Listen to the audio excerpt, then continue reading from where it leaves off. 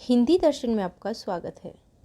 हम डॉक्टर विश्वनाथ त्रिपाठी की पुस्तक हिंदी साहित्य का सरल इतिहास का अध्ययन कर रहे हैं। पिछली कक्षा में हमने कहानी, उपन्यास और निबंध विधा के विषय में जाना और हमने पढ़ा कि किस प्रकार के निबंध, उपन्यास और कहानियाँ द्विवेदी युग में लिखे जा रहे थे। आज की कक्षा में हम नाटक विधा को पढ़ेंगे, किस प्रकार के नाटक द्विवेदी युग में लिखे गए, उनकी क्या विशेषताएं रही। तो आइए देखते हैं। भारतेंदु के उपरांत कुछ समय के लिए हिंदी में मौलिक नाटकों का अभाव रहा, यानी भारतेंदु युग के बाद में जो मौलिक नाटक हैं वो कम लिखे गए।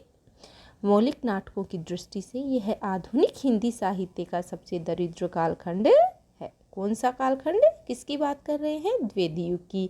अगर प्रश्न बनाकर पूछ लिया जाता है कि आधुनिक हिंदी साहित्य का सबसे दरिद्र कालखंड मौलिक नाटकों की दृष्टि से माना जाता है तो कौन सा? द्विवेदी युग। किंतु इस बीच विभिन्न भाषाओं से नाटकों का अनुवाद अवश्य बड़े पैमाने पर हुआ, यानी मौलिक नाटक भले ही कम लिखे गए हों लेकिन जो विभिन्न भाषाएं थी उनसे नाटकों का अनुवाद काफ़ी हुआ है। जैसे बांग्ला, अंग्रेजी, संस्कृत नाटकों से हिंदी अनुवाद प्रकाशित हुए। शेक्सपियर के नाटक रोमियो एंड जूलियट, मैकबेथ और हैमलेट का अनुवाद हुआ। संस्कृत के नाटक मृच्छकटिकम, उत्तर रामचरित, मालती माधव और मालविकाग्निमित्र का हिंदी अनुवाद लाला सीताराम बीए ने किया। इन सब का हिंदी अनुवाद किसने किया अगर पूछ लिया जाता है तो लाला सीताराम बीए ने किया। मृच्छकटिकम, उत्तर रामचरित, मालती माधव और मालविकाग्निमित्रम। इसी दौर में सत्यनारायण कविरत्न ने उत्तर रामचरित और मालती माधव का अनुवाद किया, जिसकी चर्चा हम कर चुके हैं। मौलिक नाटकों में किशोरीलाल गोस्वामी, हरिओद, शिवनंदन सहाय, राय देवी प्रसाद पूर्ण का नाम लिया जाता है। मौलिक नाटक लिखने वालों में किनका नाम लिया जाता है? वैसे तो अनुवाद ज़्यादा हुए हैं द्विवेदी युग में नाटकों में, लेकिन मौलिक नाटक जिन्होंने लिखे उनमें कौन कौन थे? किशोरीलाल गोस्वामी, हरिओद, शिवनंदन सहाय, राय देवी प्रसाद पूर्ण का नाम लिया जाता है। पर ये लोग साहित्य में अपने नाटकों के लिए नहीं बल्कि अन्य विधा की रचनाओं के लिए विख्यात हैं। इसी से इस काल में मौलिक नाटकों की स्थिति का पता चल सकता है। पंडित किशोरीलाल गोस्वामी के नाटकों में उल्लेखनीय नाम चौपट चपेट। किशोरीलाल गोस्वामी का चौपट चपेट द्विवेदी युगीन नाटकों की बात हम कर रहे हैं और मयक मंजरी प्रमुख है। चौपट चपेट और मयक मंजरी किसके नाटक हैं? तो किशोरीलाल गोस्वामी के। पहला प्रहसन है तो दूसरा अति सामान्य कोटि का नाटक है। चौपट चपेट क्या है? प्रहसन, और मयक मंजरी नाटक है। हरिओद ने रुक्मणी परिणय और प्रद्युम्न विजय व्यायोग लिखा। हरिओद के नाटकों में रुक्मणी परिणय और प्रद्युम्न विजय व्यायोग। शिवनंदन सहाय के नाटक का नाम सुदामा है। अब आपसे प्रश्न बनाकर पूछ लिया जा सकता है कि सुदामा नाटक किसके द्वारा लिखा गया? तो शिवनंदन सहाय के द्वारा, क्योंकि कुछ ही नाटककार थे जो द्विवेदी युग में नाटक लिखने का, मौलिक नाटक लिखने का कार्य कर रहे थे, और अधिकांश है तो द्विवेदी युग में जो नाटक है उनका अनुवाद ही हुआ है। पूर्ण जी ने चंद्रकला, भानुकुमार नाटक लिखा। अब हम बात करेंगे उस समय की समालोचना के संदर्भ में। किस समय की? द्विवेदी युगीन समालोचना के संदर्भ में। भारतेंदु काल में पुस्तक समीक्षा का सूत्रपात हो चुका था। भारतेंदु ने नाटक पर जो निबंध लिखा है उसे समालोचना के अंतर्गत मानना चाहिए। किसी एक ही रचनाकार का गुण दोष दिखाने के लिए हिंदी आलोचना की पहली पुस्तक पंडित महावीर प्रसाद द्विवेदी की हिंदी कालिदास की आलोचना है। यह कालिदास के ग्रंथों का जो अनुवाद लाला सीताराम ने बीए ने किया उसी की समीक्षा है। द्विवेदी जी ने कालिदास के मूल ग्रंथों पर भी निषद चरित्र चर्चा, विक्रमांक देवचरित चर्चा और कालिदास की निरंकुशता पर विचार किया है। कालिदास जैसे महान कवि के दोष निकाले जाएं, यह प्रवृत्ति द्विवेदी जी के अभिभूत न होने वाले व्यक्तित्व की सूचक है। इस युग की हिंदी आलोचना का ऐतिहासिक महत्व आधुनिक और रीतिवादी प्रवृत्तियों के द्वंद्व में है। इस युग की हिंदी आलोचना का ऐतिहासिक महत्व किसमें है? आधुनिकता और रीतिवादी प्रवृत्तियों के द्वंद्व में है। इस युग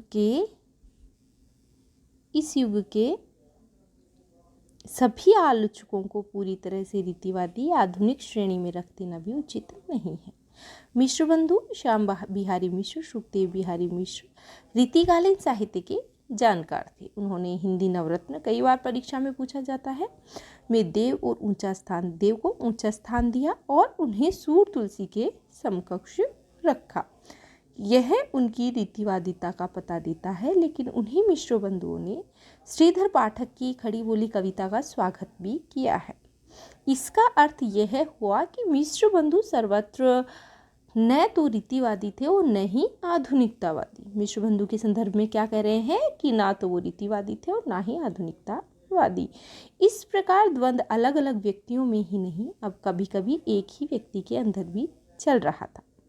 रीति विरोधी आलोचना नई ज्ञान विज्ञान के आलोक में विकसित नए जीवन मूल्यों के मानदंड पर साहित्य को तोलती थी, जबकि रीतिवादी आलोचना नायिका भेद, अलंकार आदि की दृष्टि से साहित्य की परीक्षा करती थी।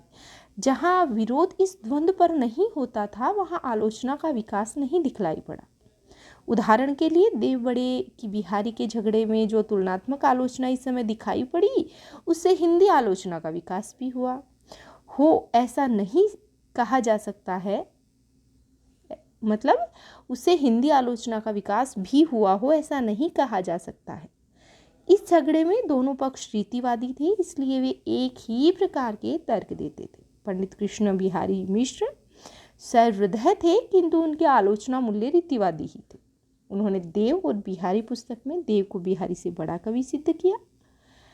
इसके उत्तर में लाला भगवान दीन ने बिहारी और देव लिखकर बिहारी को देव से बड़ा सिद्ध किया। यह प्रश्न कई बार हिंदी की प्रतियोगी परीक्षाओं में पूछा जाता है। देव बड़ी और बिहारी और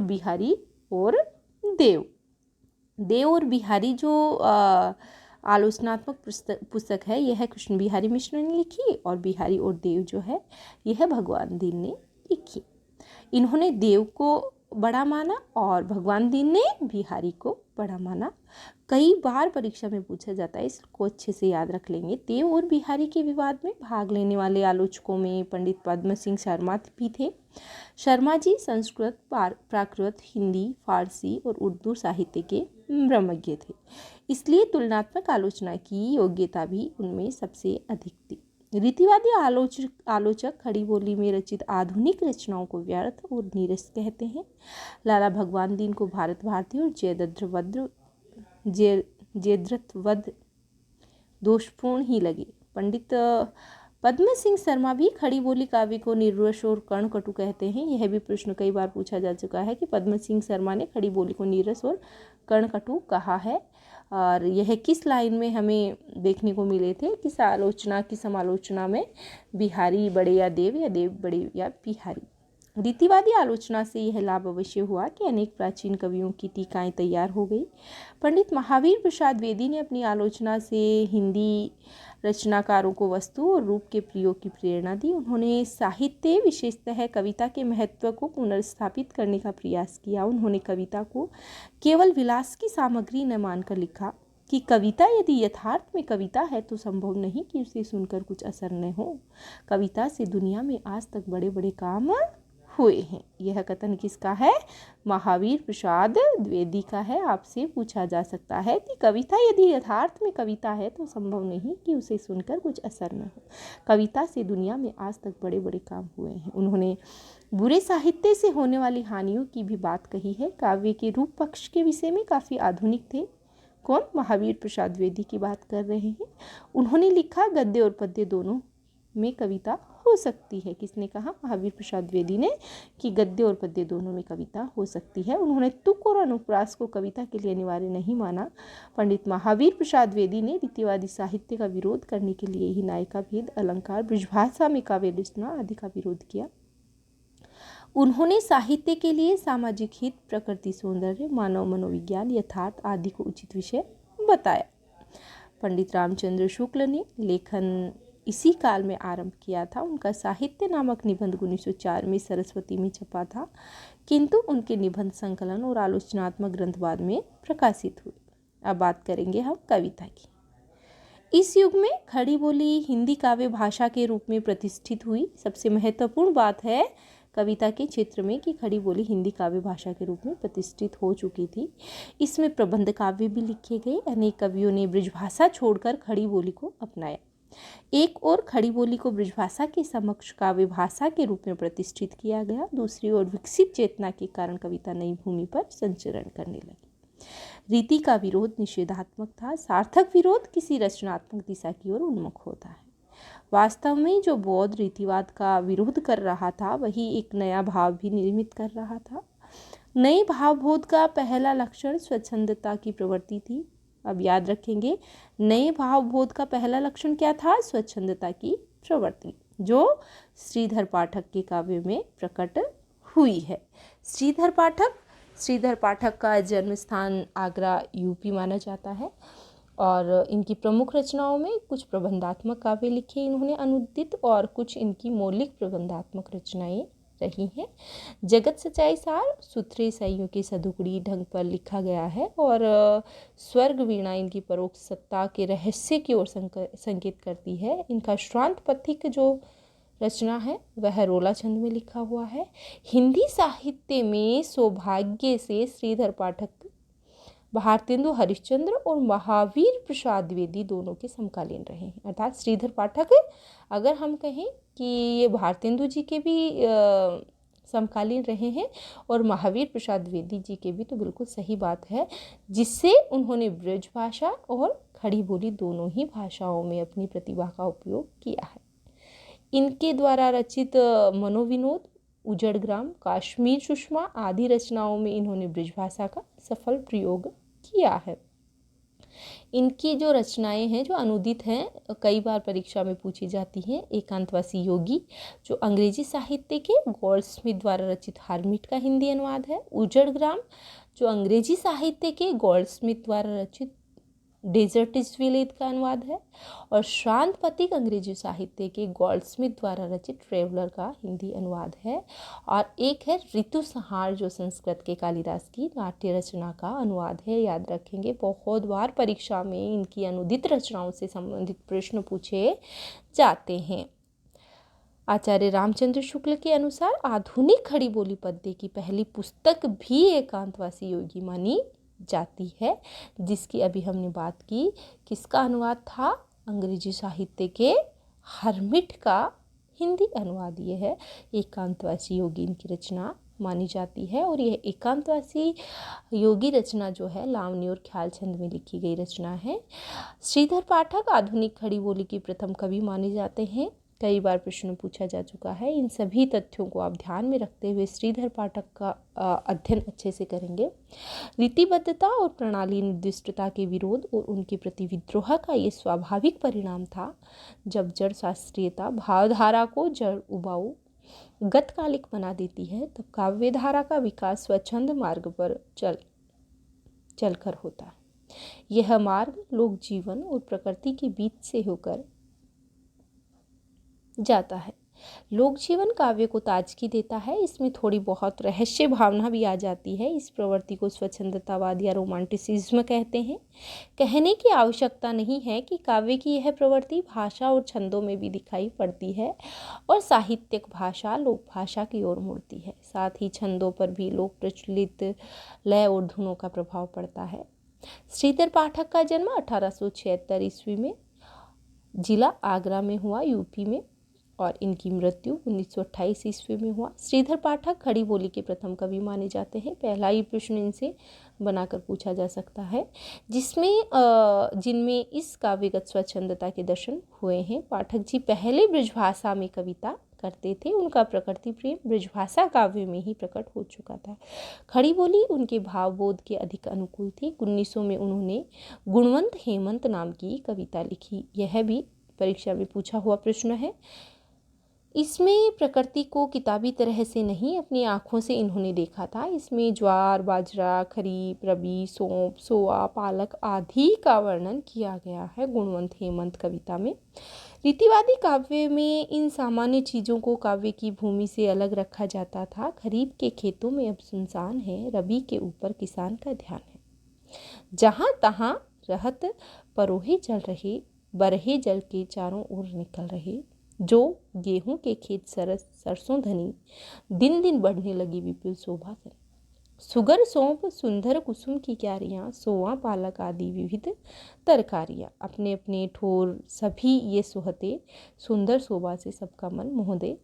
ये आधुनिक कविताएं हैं, इनका अर्थ बताने की आपको ज़रूरत नहीं है, आपके समझ में आ जाएगा कि किस प्रकार की प्रकृति का वर्णन यहाँ कर रहे हैं और फसलों के बारे में किस प्रकार इन्होंने बताया है। यह सौंदर्य बोध रीतिवादी सौंदर्य बोध से भिन्न था। आसपास फैले हुए जीवन में ही यहाँ सौंदर्य दिखलाई पड़ता है, अर्थात जो चित्रण है वो यथार्थ चित्रण ये करते हैं। जो सौंदर्य है वो आसपास फैले हुए जीवन का सौंदर्य हमारे सामने लाकर कविताओं में रखते हुए प्रतीत होते हैं। श्रीधर पाठक ने एकांतवासी योगी की रचना ख्याल या लावनी की लय पर की है। प्रश्न आपसे बनाकर पूछा जा सकता है, बहुत अच्छा प्रश्न है। अब हम पहले भी इस पर बात कर चुके हैं कि इनका जो एकांतवासी योगी रचना है यह ख्याल या लावनी की लय पर लिखी हुई रचना है। और आचार्य रामचंद्र शुक्ल ने आधुनिक खड़ी बोली पद्य की पहली पुस्तक में किसको माना है? एकांतवासी योगी को।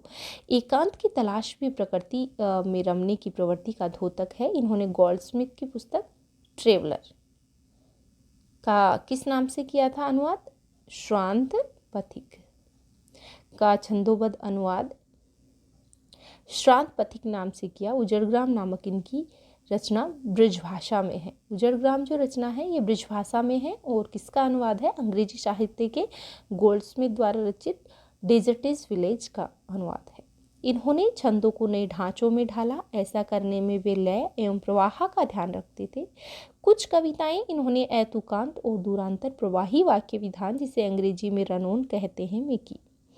अब ये भी प्रश्न बनाया जा सकता है कि किसके विषय में यह कहा जाता है कि इन्होंने ऐतुकांत और दूरांतर प्रवाही वाक्य विधान, जिसे अंग्रेजी में रन ऑन कहते में भी अपनी कविताएं लिखी हैं श्रीधर पाठक। इसमें वाक्य लंबे होते हैं और वे पंक्ति के साथ नहीं, किसी भी पंक्ति के बीच में समाप्त हो सकते हैं, जैसे सांध्य अटन में ये पंक्तियां। विजन वन प्रांत था, प्रकृति मुख शांत था, अटन का समय था, रजनी का उदय था, प्रसव के काल की लालिमा में लसा बाल शशि व्योम की ओर था आ रहा। इस समय के कवियों ने पौराणिक और ऐतिहासिक कथानक को आधार बनाकर प्रबंध काव्य लिखे हैं। ऐसे कवियों में पंडित अयोध्या सिंह उपाध्याय हरिओद, जिनका जन्म 1865 ईस्वी में हुआ, कालक्रम की दृष्टि से पहले आते हैं। इनकी जो रचना है प्रबंध काव्य प्रिय प्रवास 1914 ईस्वी में प्रकाशित हुई थी। प्रिय प्रवास इनका श्रेष्ठ महाकाव्य है और इसके साथ पारिजात और वैदेही वनवास भी महाकाव्य श्रेणी की रचनाओं में आते हैं। इस रचना के लिए इनको मंगला प्रसाद पारितोषिक प्राप्त हुआ है। इसमें राधा को लोकनायिका, लोक सेविका और लोक शिक्षिका के रूप में स्थापित किया गया है। इसका मूल भाव प्रेम है। यह खड़ी बोली हिंदी का प्रथम महाकाव्य माना जाता है और इसमें कुल 17 सर्ग हैं। कई बार परीक्षा में पूछा जाता है प्रिय प्रवास में कितने सर्ग हैं? 17 सर्गों की बात इन्होंने की है। अपनी अपूर्व साहित्य साधना के कारण इनको कवि सम्राट भी कहा जाता है। कवि सम्राट किन्हें कहा जाता है? उपाध्याय हरिओद जी को। इन्होंने ब्रजभाषा और खड़ी बोली दोनों में रचनाएं की हैं। रसकलश रचना में ब्रजभाषा और प्रिय प्रवास वैदेही वनवास में खड़ी बोली का प्रयोग हुआ है। अर्थात हम कह सकते हैं कि ब्रजभाषा और खड़ी बोली दोनों पर ही इनका समान अधिकार रहा है। प्रिय प्रवास का एक छंद है जो कई बार परीक्षा में पूछा जाता है कि किस रचना से लिया गया है। दिवस का अवसान समीप था, आपको याद भी होगा। गगन था कुछ लोहित हो चला, तरु शिखा पर थी अब रजनी, कमलिनी मुखवल्लभ की प्रियोभाव। वैदेही वनवास मूलतः वाल्मीकि रामायण पर आधारित है। इसमें राम के द्वारा सीता के निर्वसन की कथा सर्गों में वर्णित है और प्रिय प्रवास मूलतः वियोग श्रृंगार का ग्रंथ है। यह भी प्रश्न कई बार परीक्षाओं में पूछा जाता है। डॉक्टर गणपति चंद्रगुप्त इनको आधुनिक काल का सूरदास कहते हैं। गणपति चंद्रगुप्त ने आधुनिक काल का सूरदास किसे कहकर पुकारा है? अयोध्या सिंह उपाध्याय हरिओद को। प्रिय प्रवास की रचना का एक उद्देश्य तो खड़ी बोली हिंदी में महाकाव्य के अभाव की पूर्ति करके यह दिखाना था कि इस भाषा में भी महाकाव्य रचा जा सकता है। साथ ही साथ प्रिय प्रवास के माध्यम से दोबारा देखिए, प्रिय प्रवास की रचना का एक उद्देश्य तो खड़ी बोली हिंदी में महाकाव्य के अभाव की पूर्ति करके ये दिखाना था कि इस भाषा में महाकाव्य रचा जा सकता है। यह जो रचना है यह आधुनिक खड़ी बोली का प्रथम महाकाव्य माना जाता है। यह आप सब जानते हैं। तो ये क्या दिखाना चाह रहे थे कि इस भाषा अर्थात खड़ी बोली में महाकाव्य भी रचा जा सकता है। साथ ही साथ प्रिय प्रवास के माध्यम से हरिओद ने कृष्ण कथा को नए मूल्यों के सांचे में ढालने का प्रयास किया है। कृष्ण कथा की अलौकिक घटनाओं को बुद्धि संगत एवं विश्वसनीय ढंग से प्रस्तुत करने की चेष्टा की। जैसे गोवर्धन धारण की घटना को उन्होंने इस रूप में प्रस्तुत किया। लख अपार प्रसार गिरिंद में ब्रजधराधीप के प्रिय पुत्र का सकल लोग लगे कहने उसे रख लिया उंगली पर शामल। अर्थात तो कृष्ण ने इंद्र के कोप से लोगों को बचाने के लिए इतना उद्यम किया कि लोगों ने कहा कि उन्होंने गोवर्धन को उंगली पर उठा लिया है। इसमें कृष्ण को केवल राधा से प्रेम करते नहीं चित्रित किया है, इसमें नवधा भक्ति की लोकपरक व्याख्या भी की गई है। इसमें कृष्ण को जननायक का रूप भी दे दिया गया है। तत्कालीन राजनीतिक दबाव और सामाजिक आंदोलनों का प्रभाव इस कृति में खुलकर पड़ा है। प्रिय प्रवास में संस्कृत के अनेक छंदों का व्यवहार किया गया है, जो महावीर प्रसाद द्विवेदी का प्रभाव ज्ञात होता है। प्रिय प्रवास में जो संस्कृत के छंद हैं उनका व्यवहार किसका प्रभाव ज्ञात होता है? महावीर प्रसाद द्विवेदी का। अच्छा प्रश्न यहाँ बनाया जा सकता है। प्रिय प्रवास की भाषा तत्सम बहुल है, कहीं कहीं तो केवल सहायक क्रिया ही हिंदी की है, बाकी पूरी पंक्ति संस्कृत की ही है। जो किसका प्रभाव हमें ज्ञात होता है?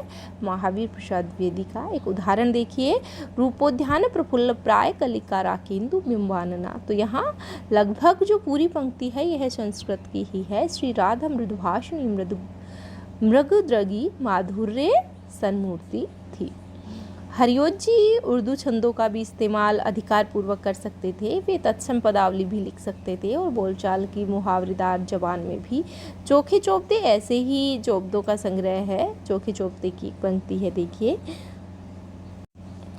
क्यों पले पीस कर किसी को तू, है बहुत पालिसी बुरी तेरी, यह रहे चाटते पटा नहीं, पेट तुझसे पटी नहीं मेरी। यह पंक्ति है चोखे चोपते में से ली हुई। प्रद्युम्न प्रश्न और वैदेही वनवास इनकी अन्य कृतियाँ हैं। इनकी कृतियों की अगर हम बात करें तो श्रृंगारिक रचनाओं में रसिक रहस्य, प्रेमाम्बु वारिध, चुपते चोपते, चोखे चोपते, बोलचाल, पारिजात, फूल पत्ते, कल्पलता, हरिओद सत्सई, कबीर कुंडल, ग्राम गीत, श्री कृष्ण शतक और उद्बोधन जैसी रचनाएं इन्होंने लिखी हैं। तो ये सभी तथ्य आप याद रखेंगे। इन्हें कवि सम्राट और आधुनिक काल का सूरदास के नाम से जाना जाता है। तो आज के लिए इतना ही। कल की कक्षा में मैथिली शरण गुप्त का अध्ययन करेंगे। धन्यवाद।